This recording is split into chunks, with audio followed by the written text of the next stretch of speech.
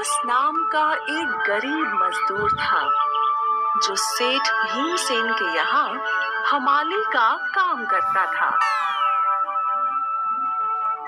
विकास सुबह जल्दी काम पर आया करता था और शाम के देर तक हमाली और अन्य काम किया करता था।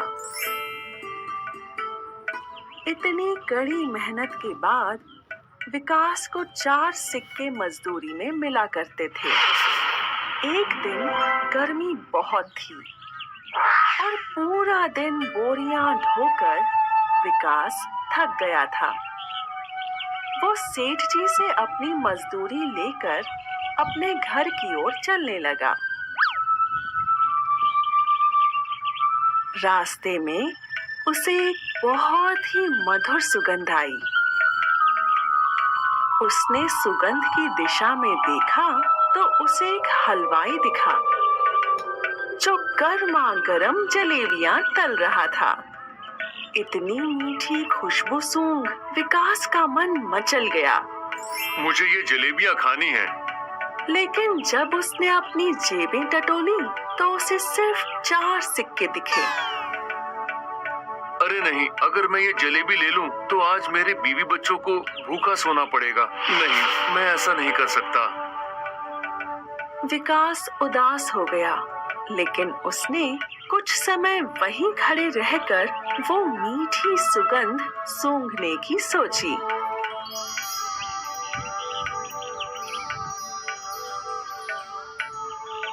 काफी वक्त तक विकास वहीं खड़े रहकर वो खुशबू सूंघ रहा था और मन ही मन मुस्कुरा रहा था।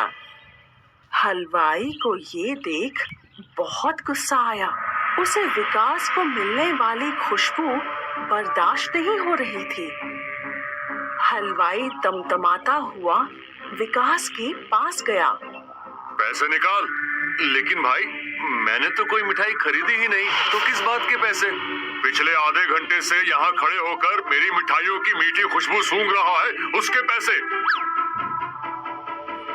भाई, ये गलत है। भला कहीं खुशबू सूंघने के भी पैसे लगते हैं?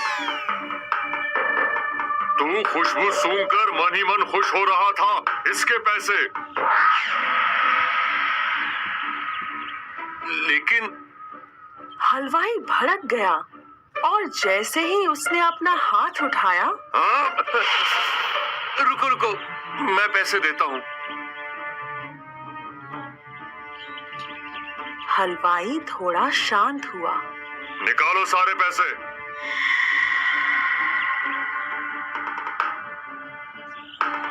विकास ने अपनी जेब में हाथ डालकर 4 सिक्के निकाल लिए। उसने सोचा कि अब उसके परिवार को भूखा सोना पड़ेगा। लेकिन अचानक उसे एक युक्ति सूझी और उसके चेहरे पर एक मुस्कान आई।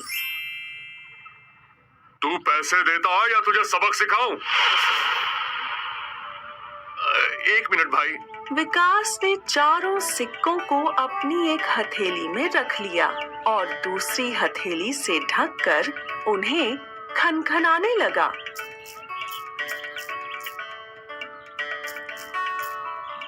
वो काफी समय तक सिक्कों को खनखना रहा था। ये देख हलवाई भड़क गया। ये क्या कर रहे हो?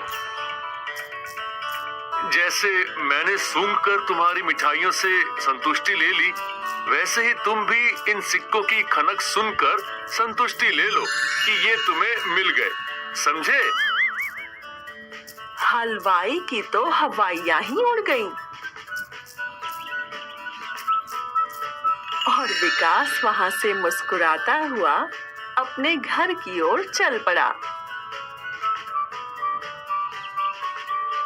इस कहानी ने हमें ये सिखाया है कि हमें विकास की तरह ही संकट के समय में भी सूझबूझ से ही काम लेना चाहिए।